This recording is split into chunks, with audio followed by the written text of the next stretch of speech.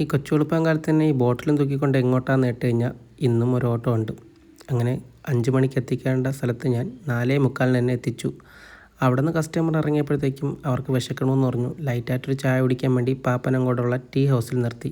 അവിടെ നിന്ന് നമ്മൾ നേരെ എത്തിയത് ചെങ്കലിലേക്കായിരുന്നു. വെളുപ്പാങ്കാലത്ത് എത്തിയത് കൊണ്ടായിരിക്കാം ഈ ഒരു വണ്ടി അല്ലാതെ വേറൊരു വണ്ടി അവിടെ ഇല്ലായിരുന്നു. അങ്ങനെ അവരുടെ ദർശനമെല്ലാം കഴിഞ്ഞ് ബാക്കിയുള്ളവർ വരാൻ വേണ്ടി വെയിറ്റിംഗ് ആയിരുന്നു. 8 മണി കഴിഞ്ഞതോടുകൂടി എല്ലാവർക്കും വിശപ്പടിച്ചു. പിന്നൊന്നും നോക്കിയില്ല, നേരെ തൊട്ടടുത്തുള്ള വെജിറ്റേറിയൻ ഹോട്ടലിൽ നിർത്തി എല്ലാവരും അങ്ങോട്ട് ഫുഡ് കഴിക്കാൻ ഇറങ്ങി. അകത്തിരുന്നാൽ എൻ്റെ കണ്ണ് ഫുള്ള് വണ്ടി തന്നെയായിരുന്നു. അപ്പോഴത്തേക്കും നമ്മുടെ ദോശ എത്തി. കൂടെ വന്നവർ എനിക്ക് മുന്നേ കഴിച്ചും തുടങ്ങി.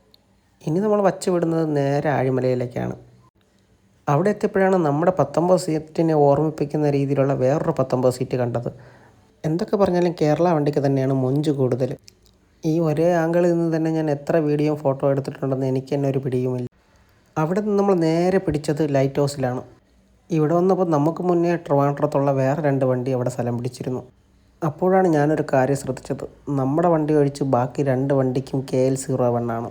അപ്പോൾ ഇനി 01 വണ്ടി കിട്ടാതെ എനിക്കിനി ഒരു സമാധാനം കാണില്ല.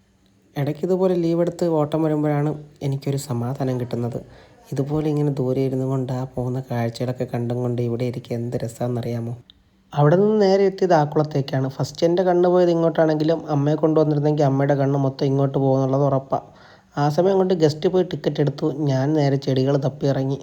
ഇവിടെ വന്നപ്പോഴാണ് ഒടുക്കത്തെ കത്തി റേറ്റാണെങ്കിലും പക്ഷേ നല്ല ചെടികളായിരുന്നു. എനിക്കങ്ങോട്ട് ഇഷ്ടമായി. ഇതൊക്കെയാണ് ഇവിടുത്തെ റൈഡുകളുടെ റേറ്റ്. പിന്നെ ഞാനൊന്ന് നോക്കി ഒരു ടിക്കറ്റ് എടുത്ത് ഞാനും ചാടിയും കയറി. ഒന്നിലും കയറാനല്ല, ആദ്യമായിട്ടാണ് ഇതുവഴി പോയിട്ട് ഇവിടെ കയറുന്നത്. ഡെയിലി ഇതുവഴിയാണ് ജോലിക്ക് പോകണമെങ്കിലും ഞാനിവിടെ കയറിയിട്ടില്ല.